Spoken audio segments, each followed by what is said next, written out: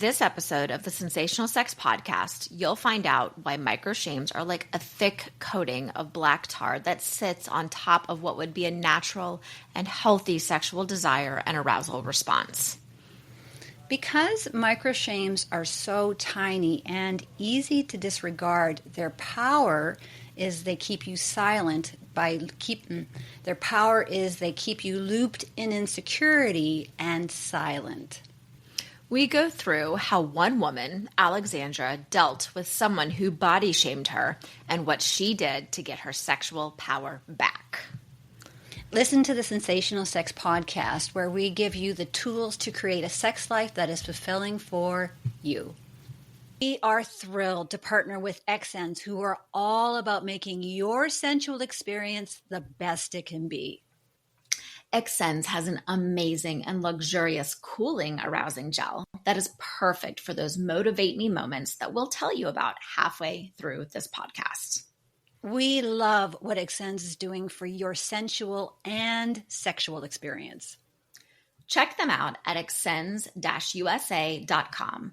That's EXSENS-USA.com. Welcome to the Sensational Sex Podcast, where we help women in long-term relationships thrive after the honeymoon stage is over. Are you a woman who wants a deep, intimate, and satisfying connection with her partner? Of course you do. Amy Rowan and Dr. Trina Reed have the answers, and all you have to do is join us each week. Soon, you'll be that woman who effortlessly has a satisfying sex life. Follow us on social media at Sensational Sex Podcast. Share this episode, leave a review, and thank you for subscribing. Now, let's start the show. Hello, beautiful people. I'm Amy Rowan, the suburban sexologist. Thank you for listening to the Sensational Sex Podcast. We're so happy you're joining us. I'm Dr. Trina Reed, and even though your sex life will never be perfect, you can create a sex life that is perfect for you. And we're here to help you with that. Nice t-shirt. Coffee mug. Thank you. I like your t-shirt too. It's very subtle for that subtle lady. Like, some women want to have a in-your-face motivate me t-shirt, and some women just prefer to be subtle. So there. Look at that. I also like the elegance of this script. You know, again, it's a little more subtle. It's a little more, I don't want to say classy, because that implies that the other one isn't classy, but it's just, I don't know. This is not classy. That one's bold. I love it. But it's functional. It's very functional. It gets the message across loud and clear, which is good because it's asking for what you want, right? So, Amy, why does every single listener need a Motivate Me t-shirt and coffee mug? This is an easy way for you to learn to initiate sex and to ask for what you want. It's like a Swiss Army knife. It will help you initiate, it'll help you communicate. And of course, asking for what you want is one of the most important parts of having a healthy, fun sex life. Imagine what your partner would do if they saw you wearing this. I know exactly what your partner would say. I think we all know what your partner would say, and it's all good. And it's such a fun way to create couple intimacy. And if you want your very own Motivate Me t-shirt and coffee mug, you're in luck, because we're doing a limited sale from November 11th to 25th.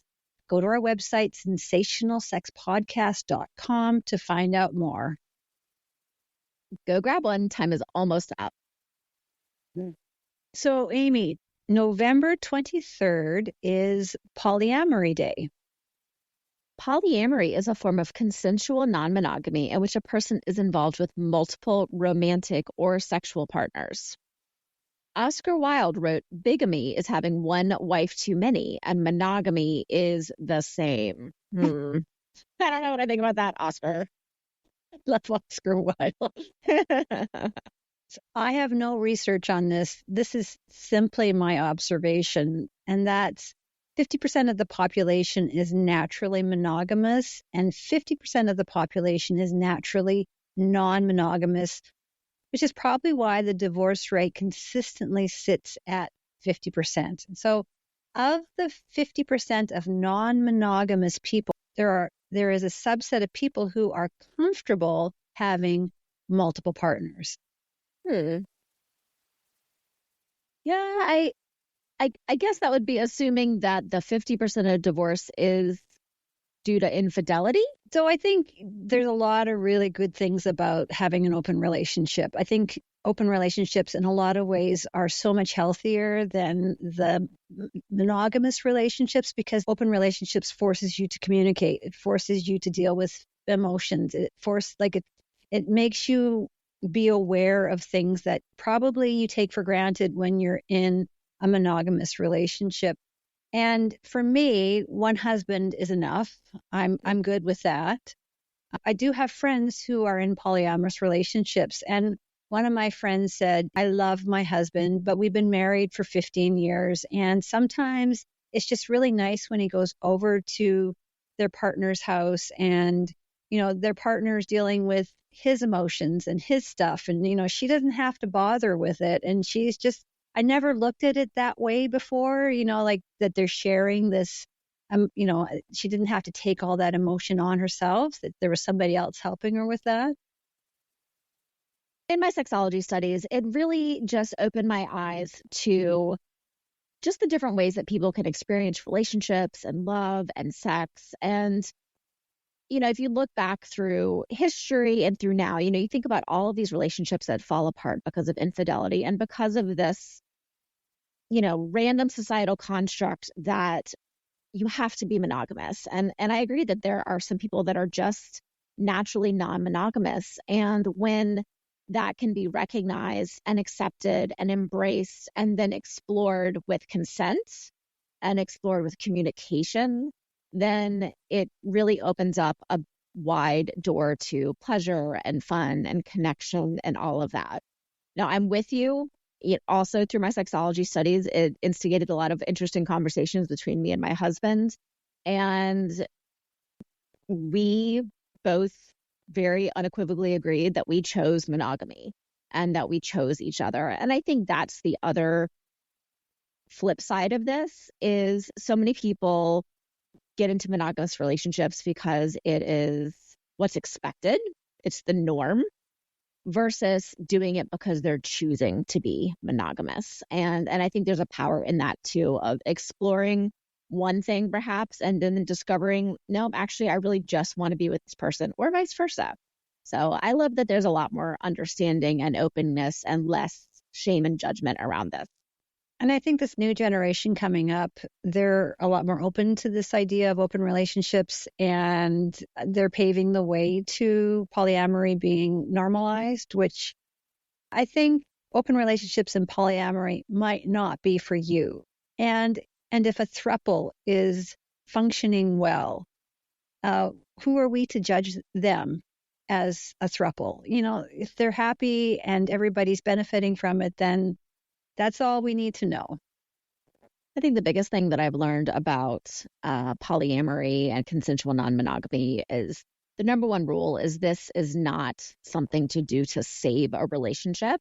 In order to go into this, your relationship needs to be rock solid. And I think where a lot of people often get it wrong is one person wants to explore with other people, the other person really doesn't, but they're just trying to do it to make their partner happy. And that's never going to end well. But I would say if this is something that you're curious about, if you want to learn more about it, there's a phenomenal book called The Ethical Slut. And there's another one called Designer Relationships. So this is not a polyamorous podcast, but those would be two resources that I would direct you to if this is something you're curious about. Well, maybe we can look at, if you're interested in us doing a podcast about open relationships and polyamory, email us at sensationalsexpodcast@gmail.com and let us know. Absolutely. We'd love to dive into this for you. Not fitting into the box of what society feels is acceptable can cause someone so much shame, and so they never even explore that option. And sexual shame is such a huge topic that we're doing a second podcast on shame. So in episode 9, we covered big shames. If you feel anxious, shameful, or guilty about a sexual activity, it will probably disrupt your body's sexual response, and it will be difficult for you to experience sexual desire That's your libido, and kickstart your sexual arousal. In this podcast, we're going to help you identify the micro shames, which are indirect comments or actions that are subtle and they're often unconscious or unintentional. In essence, micro shames are the shames that go unnoticed, but their cumulative effect can be absolutely devastating to your sexual self-confidence. So, for example, if you're scrolling on Instagram or Facebook, there's going to be thousands of messages flying at you that you're not taking in at a conscious level. You might even see something like a troll calling a celebrity fat, and you're not computing this as a micro shame. And this is the problem. You don't notice these micro shames, and therefore you don't deal with them. And so the daily barrage of micro shames just accumulates and accumulates. So I think the difference between a big shame is, in a lot of ways, if we're paying attention, we can feel that shame. So when we feel ashamed, we can feel it in our chest or our throats or our stomach. We're feeling that guilt or shame or anxiety or resentment. With micro shames, you're probably not noticing them. They're just sitting there. Yeah, and they do build up. And again, I almost imagine it's kind of like a jar with cotton balls, right? And you keep putting a cotton ball and a cotton ball and a cotton ball in, and then all of a sudden it just starts to explode out. And it's that explosion that can come at unexpected times, and you don't know how it's going to affect you, how it's going to affect your relationship, how it's going to affect your body image, your self-confidence. And I think the thing about micro shames is they do build up, and then suddenly it's like this massive trigger, and you don't know how this massive trigger happened. Like, where did this come from? Like, what just happened here? But it's this accumulation of all these micro shames day after day after day, and suddenly you just can't take it anymore. So to help make sense of this, we have a case study from Alexandra and how she dealt with someone body shaming her in the second half of our podcast. Hopefully, her example is going to help you to move forward and manage your own micro shames. But first, let's talk about why it's important to acknowledge and deal with your micro shames. Rachel Keller said, "Shame is like a thick coating of black tar that sits on top of what would naturally be a healthy sexual desire and arousal response. The natural responses are still there, but they're buried beneath the shame, which prevents the natural desire and arousal from surfacing." Just imagine millions of microshames covering your otherwise healthy sexual arousal and desire. These microshame triggers are in control, holding your sexual experience hostage and doing everything in their power to stop you from enjoying sex. I think what often gets overlooked are the microshames that are too small to register consciously, but big enough to internalize and compound in the background, which is what we were talking about. Microshames silence you by making you feel insecure. They make you feel like you're never good enough, and they make sure that you're never going to let your guard down. Microshames stop you from being vulnerable and opening yourself up to intimacy. So where your toe-curling pleasure lives is you being authentic and vulnerable. And microshames is stopping this from happening. So let's give some examples of microshames so that it's a little more understandable. So one example of a microshame is feeling like as soon as my partner touches me, my libido should instantly kick in and get me in the mood for sex. Anytime you use the word should when talking about anything with sex and intimacy, I would venture to say you're probably dealing with some sort of microshame. Another microshame is everyone but me can easily orgasm. Another one is everyone but me can orgasm in multiple different ways. Another one is it weird that I feel ashamed after I masturbate or have sex? What about this one? This is a very common one.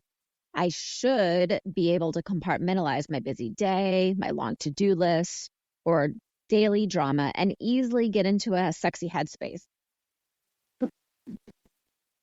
Generally, women aren't able to compartmentalize her day in sex, and men generally are able to compartmentalize. And I think that's where the shame comes from, is like, why can he so easily do it and why can't I do it? A description that I've always used around that is that men's brains are like waffles, right? You've got all the little separate containers, and women's brains are like spaghetti. Oh, that's a good analogy. Yeah, because it's just, everything is just kind of all tied up, and it's like you can't pull this one individual noodle out of the mix. You just can't do that. And so that sexy noodle is all intertwined with the kid noodle and all the things I got to do noodle and all of that stuff. And so, being able to take off all of those other hats that we're wearing every single day and put on the sexy, gorgeous mama hat can feel so challenging. Yeah. So there aren't enough hours in the day to sort through the millions of microshames you experience. This means you will never get away from microshames, but at least now you are aware of how they impact your will, want, and desire for sex. All right, let's take a break. What happens when you're not in the mood for sex and your partner is giving you the look? Instead of feeling pounced upon and not into it, you need to have a contingency plan. So initiation rituals will help to wake your body up in its arousal. And the best part is it only takes a minute. Hi, I'm Amy Rowan, the suburban sexologist from the Sensational Sex Podcast. And I'm Dr. Trina Reed, and a big thank you to XNs for bringing you these sensual arousal tips. Has there ever been a time in your relationship when your partner was giving you that look? You know the one. Mm-hmm. Or maybe they were rubbing your leg or nuzzling your neck and you knew what was on their mind, but it was the last thing on yours. Well, Amy, I've been married for 22 years, so what do you think? Exactly. We have all been there. And sometimes we just need a little motivation to get from to yeah. And that's where you need to grab the Xsen's Cooling Arousal Gel from your bedside table to give you a cooling zap of arousal. Now, you might be asking if arousal gel actually works. And I'm an academic, so I want to know if it actually works too. So in one study, which included 500 sexually active heterosexual women between the ages of 18 and 59, 79% of respondents noted that the arousal product met or exceeded expectations. 78% of respondents reported increased sensitivity in their genital area, and of these, over 90% believed that the gel made their intimate experience even better. And most agreed that the gel enhanced arousal, orgasmic intensity, pleasure, and satisfaction during their sexual activity. The best part, it's super easy to use. Apply a small drop to your clitoris, penis, nipples, or anywhere that cooling is desired to discover intense and explosive sensations. And here's my pro tip. Cooling arousal gels are super strong, so just use one little drop to start. You can always add more, and the best thing is there are up to 100 applications per bottle. This is best to apply yourself because partners can sometimes get carried away in the heat of the moment and they might think it's a lubricant. So keep this on your side of the bedside table. So there are 3 body-safe and flavored arousal gels to choose from. There's raspberry mint, hot vanilla espresso, and the award-winning ginger lychee. And best of all, it's body-safe, vegan, paraben-free, condom-friendly, and there are no petroleum-based ingredients. That's amazing. And it gets even better. So go right this second before something in your busy life gets you distracted to the XN's website. That's xns-usa.com and use the coupon code SENSATIONAL and you will get 20% off. Are you curious to see what a cooling sensation can do for your sensual and sexual satisfaction? Of course you are. So make sure to have this discreet bottle of XN's arousal gel in your bedside table. Does reading a book sound a lot more interesting than having sex? Before giving up on your sex life, listen to this. I'm Dr. Trina Reed. I'm Amy Rowan, the suburban sexologist. And a little known fact is that women grow bored and tired of a sexual framework that sets her up for failure. The only way to stop having broken sex is to choose you. So tip number 1, even though women are expected to come first, her sexual needs, desires, and wants still come a distant second. Choosing you helps you put them first. Tip number 2, choosing you and putting your sexual needs first is the most unselfish thing that you can do for your sex life. Tip number 3, choosing you helps your overall sexual happiness, confidence, and self-esteem. Here's an easy tip. Make initiation more fun with our Motivate Me t-shirts and coffee mugs. Listen every week to the Sensational Sex Podcast to learn how to create a sex life that is fulfilling for you.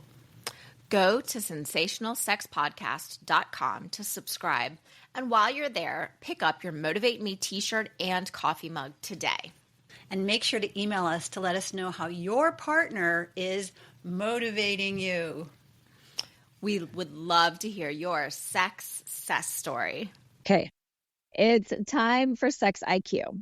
So, in honor of National Polyamory Day, what percentage of women would ideally prefer to be practicing some form of non-monogamy? Is it A, 7%, B, 31%, or C, 55%? What would be your guess, Amy? Ooh, I think 50 is too high. I'm going to go with 30. I'm going to go with the 31%.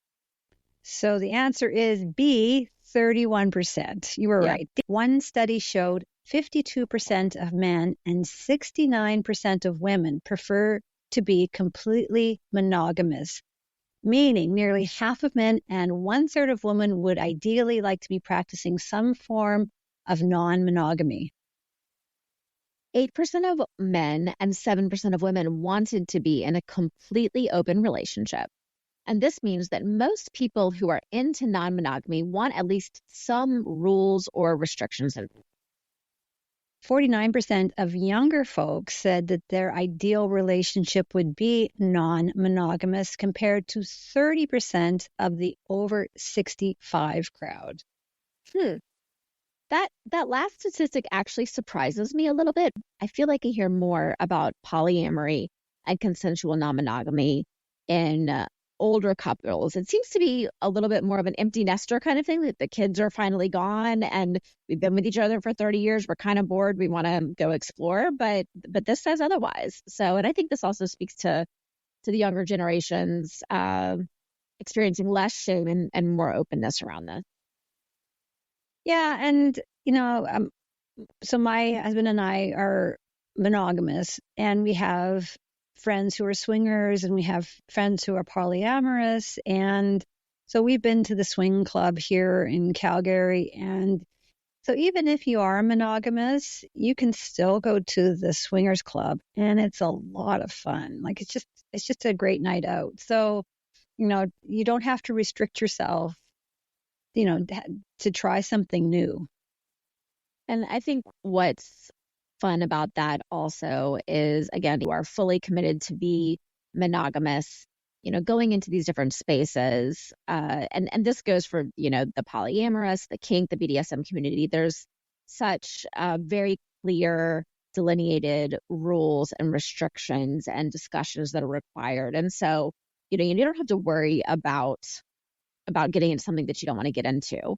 And it's fun just to go explore and just check things out. And maybe it'll spark your interest, or maybe it'll just make you super hot for each other and you won't be able to wait to tear each other's clothes off when you get back home. Yeah. So at a swingers club, no means no. And so, no means no. And like you say, there's rules, and, it's fun. Just go try it. Yeah. So this is the part of our podcast where we put on our sexologist hat. And I was able to find this perfect case study. It's a blog post from Alexandra Murray, and the blog post is called My Experience with Body Shaming. And if you are interested in reading the full post, there will be a link to her blog in the show notes. So we're going to read Alexandra's post, and then we're going to walk you through her micro shame. As you listen to Alexandra's situation, I want you to think about if you can relate, maybe not to this exact experience, but perhaps this brings up a memory or a recollection of something similar. So if you do relate to Alexandra's story, make a mental note. See if it shows up somewhere on a feeling on your body, like you're tense or you're clutching. And then take this to the end of the podcast where we're going to be giving you solutions to Alexandra's body shame. Alexandra writes, a few months ago, I embarked on a trip to my favorite store in search of a new summer skirt. As soon as I walked into the store, I spotted a lovely green and white floral skirt that perfectly fit my summer skirt criteria. I found my size in the skirt and I headed straight for the fitting room, excited to see how the piece would look on my body. As soon as I slipped into the skirt, I felt beautiful. It flared out over my hips and it flattered my curves in a way that I adored.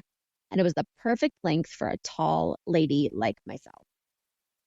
She goes on to say, I stepped out of the changing room grinning to show my boyfriend how the skirt looked. He matched my smile and said that I looked great in it. As we both gushed over how beautiful the skirt was, I heard a voice behind me say, do you want a second opinion? The woman in the changing room next to me had emerged and was staring at me, waiting for a response. She motioned me to come towards her, and despite my confusion, I did as she requested. Alexandra continues, at this point, I really had no idea what she was going to say. And she leaned towards me and she said in a hushed tone, do you plan on losing weight anytime soon? I shook my head. Well, you really can't buy the skirt then. It is clearly not flattering on you. You need to size up at least. If you size up and then you decide to lose some weight, you can just take the skirt in at the waist. Alexandra keeps going. The woman then proceeded to explain to me how to take the skirt in. Although I don't remember what she said, my brain was filled with what felt like television static. I was heartbroken. In a matter of minutes, I had gone from not being able to stop looking at myself in the mirror to wanting to rip the skirt off my body and never look at it again. I could not believe that someone, let alone a complete stranger, told me that I needed to lose weight. I have a lot of things to say about this horrible woman, but let's take a deep breath and calm down, because honestly, I'm just like, what in the world? Like, who is this person? How dare she? So, yes, all right. The thing is, I've had that experience. Not that exact experience, but I've had a similar experience to that. And I'm a slim person, so who knows? Who knows?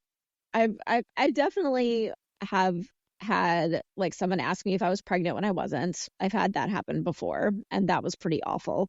And it was a nurse too. It's one thing if like a kid says that, but when it was like I'm like, you're a medical professional, like you should know better than to ask a woman if she's pregnant unless you like the baby is frowning. So, or you've independently confirmed it from 3 sources.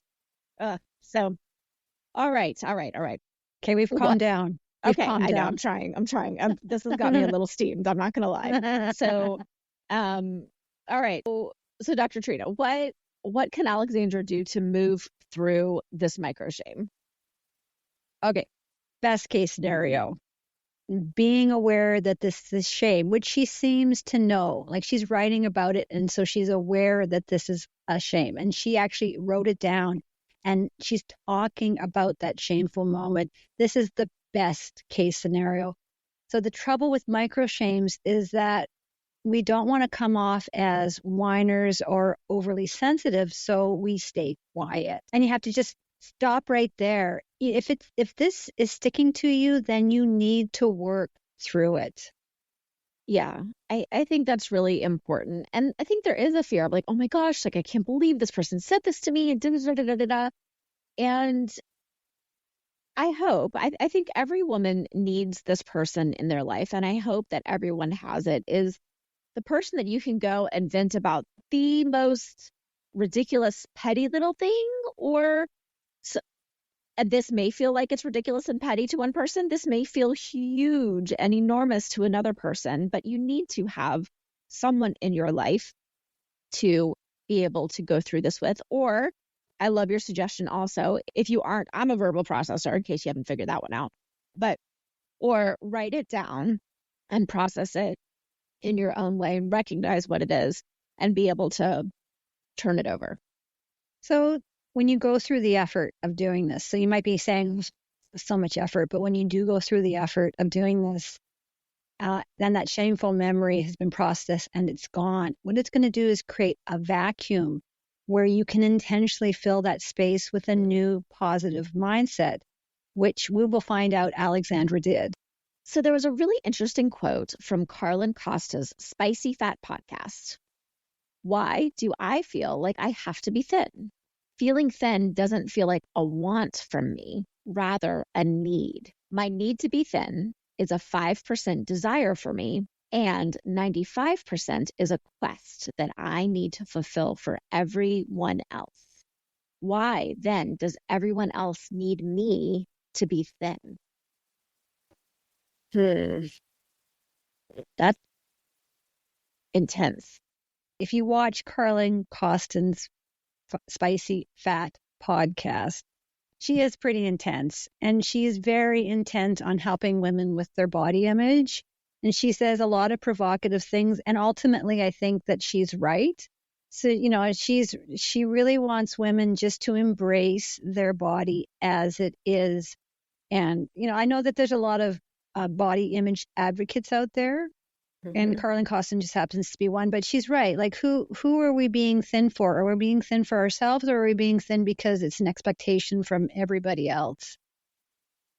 And it's a loaded topic to explore too, because as someone who have to have a lot of unintentional plastic surgery for reconstruction of my breasts after my double mastectomy, and what I ended up with was a much more perfect set, sort of, but they're scarred and there's no nipples, but they look, from a shape perspective, they certainly look better. Let's see your boobies. They're yes, so nice. Your boobies are so nice. So, and most people, when I say, I'm like, oh, I had a double mastectomy, they're like, you what? Like, you don't look like you had a double mastectomy. I'm like, well, I had some really beautiful reconstruction.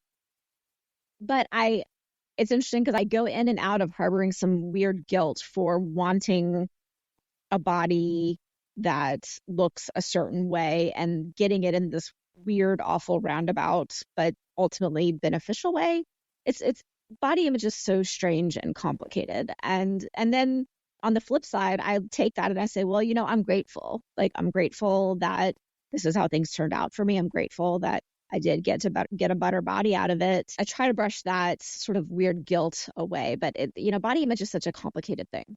It is, especially, you went through a life-threatening situation and you came through it, and, you reconstructed your body and you feel guilty about that. I'm not sure where that comes from. And, so good for you for being aware of it and sharing it, because that's the process, is talking about it and letting it out there. Part of releasing shame is to embrace that what you want is to be sexually connected. So Alexandra cannot fully connect with her boyfriend if she's carrying around that body shame. When she was there, she came out, she twirled in her skirt, and her boyfriend said she looked so good and she was feeling so good. And I can only imagine her going home that evening and maybe her boyfriend was like, do you want to put on that cute skirt for me?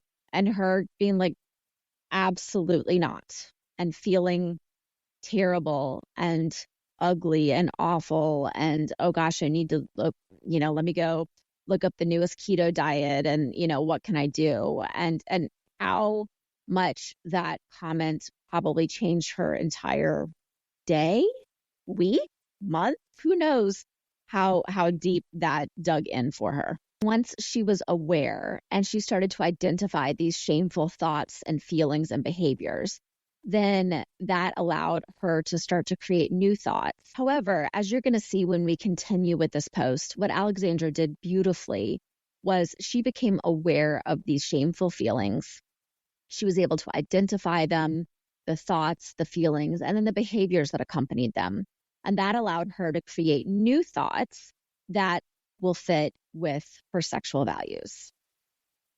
Yeah. So when we're moving from a micro shame into something more positive, it's going to be a process, because if you think about it, the cumulative effect over many, many years, the micro shames are sitting there in the back of your mind, and it's going to take a long time for you to overcome these, right? And this is not an overnight thing. It's about creating an awareness as it happens and giving it some validity. Yes, this person made me feel really bad, and I'm not being a whiner by saying it out loud. I'm actually defending myself and my self-confidence, and it's a good thing.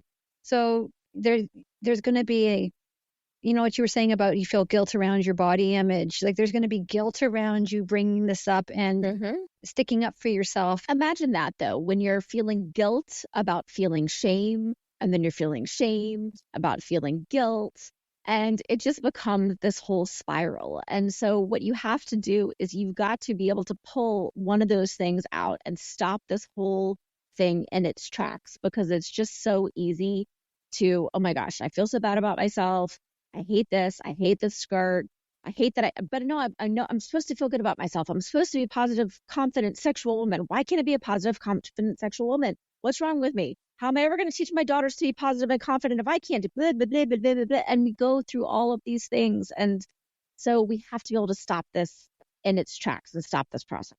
So I hope you can understand why we did a second podcast on micro shames, because there's the big shames, the ones that are in our face. And then these micro shames are insidious, but they're just as destructive. And it's important to pay attention to when they're showing up in your life, and getting over it is not going to be bam, boom. It's going to be, you're probably going to feel guilt when you're trying to get over it, but just move through that guilt and to the other side. So new thoughts open up to new positive feelings, which will have you doing new behaviors. So let's look at how Alexandra handled her body shaming situation. I love what she did, by the way. Alexandra goes on to say in her blog post, I now hated the skirt that I had loved just a few minutes prior. However, after I spent some time in the fitting room mulling it over, I decided that I had no other option but to buy the skirt. I knew that it would take time before the woman's comments about my body wouldn't haunt me every time I wore the skirt. Alexandra's solution is that she says, I staged a photo shoot in the skirt with a friend to regain the confidence that the skirt had originally given me, which was an incredibly healing experience. Though it took some time, I feel beautiful and empowered every time I wear the skirt. Yay! And I am proud to say that the skirt has become a staple item in my wardrobe. I feel good whenever I wear it, and I know the skirt fits my body perfectly. I'm going to post a link to this article in the show notes, and you can see Alexandra in this beautiful green and white floral skirt. So thanks to Alexandra for putting it out there. I think this is something that so many women can relate to. I think we've all been through this kind of situation at one point in our life or another. And I know for myself, I just kept this to myself. But now I know better, and I'm going to talk about it. And I'm not going to feel like a whiner. I'm not going to feel like somebody who's, like it's such a small thing and it's not a really big deal. It's not a big deal.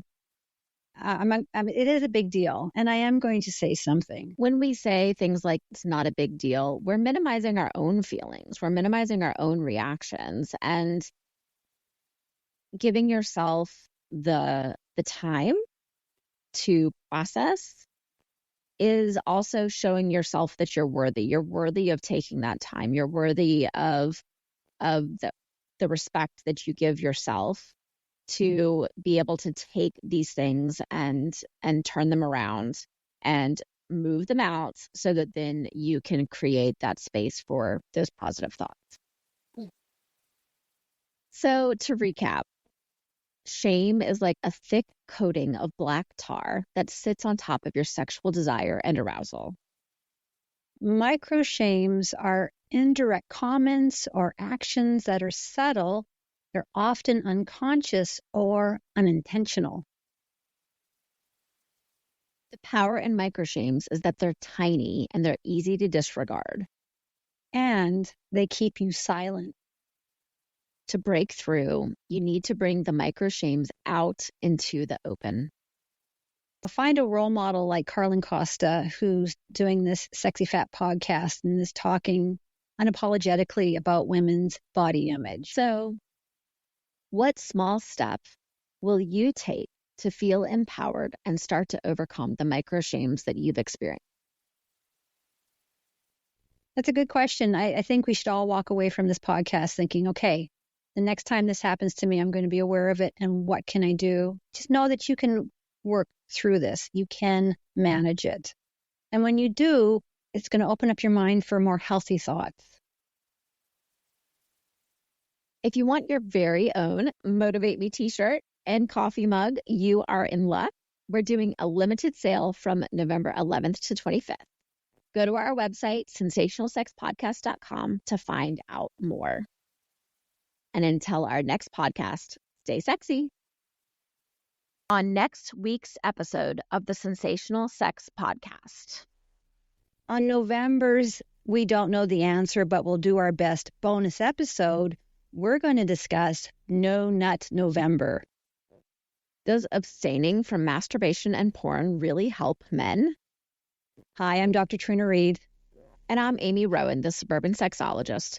And we're so happy to help your sexuality thrive after the honeymoon stage is over.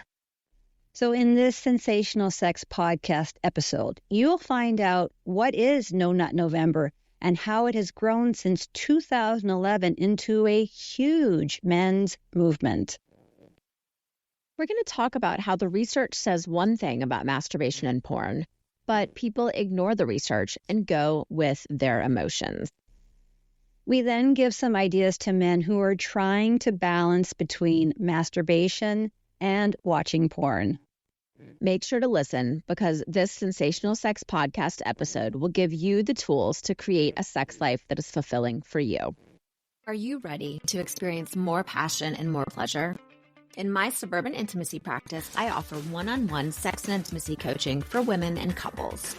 Book a complimentary discovery call at suburbanintimacy.com or learn more about my Intimacy Ignite program, your solution to experiencing satisfying and fulfilling sexual experiences and connection, even when you're busy, tired, and stressed.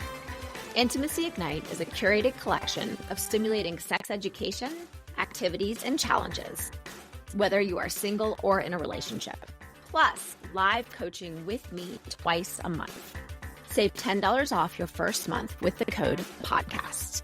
You can learn more at intimacyignite.org. Is more fulfilling sex on your mind, but not in your bedroom?